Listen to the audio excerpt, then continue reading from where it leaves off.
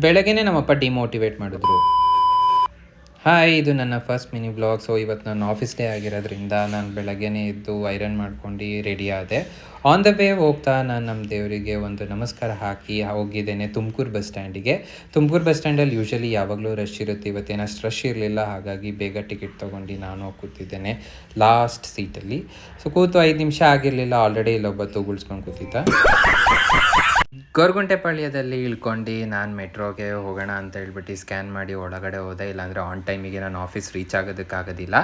ಹಾಗೆ ಮೆಟ್ರೋನು ಬಂತು. ಮೆಟ್ರೋದಲ್ಲಿ full rush ಇತ್ತು, ಹಾಗಾಗಿ ಪರವಾಗಿಲ್ಲ ಅಂತ ಹೋಗಿ ನಾನು ಇಳಿದಿದ್ದೇನೆ ಕಬ್ಬನ್ ಪಾರ್ಕಿಂದ ಇಲ್ಲಿ ನಮ್ಮ ಆಫೀಸ್ ಒಂದು 200 ಮೀಟರ್ಸ್ ದೂರ ಇದೆ. ಸೊ ನಮ್ಮ ಆಫೀಸ್ ಇರೋದು ವಿ ವರ್ಕ್ ಪ್ರೆಸ್ಟೀಜ್ ಸೆಂಟ್ರಲಲ್ಲಿ. ಬೇಗ ಚೆಕ್-ಇನ್ ಆಗಿ ನಾನು ಹೋಗಿದ್ದೇನೆ ಗ್ರ್ಯಾಬ್ ಮಾಡೋದಕ್ಕೆ ಸ್ನ್ಯಾಕ್ಸ್ನ.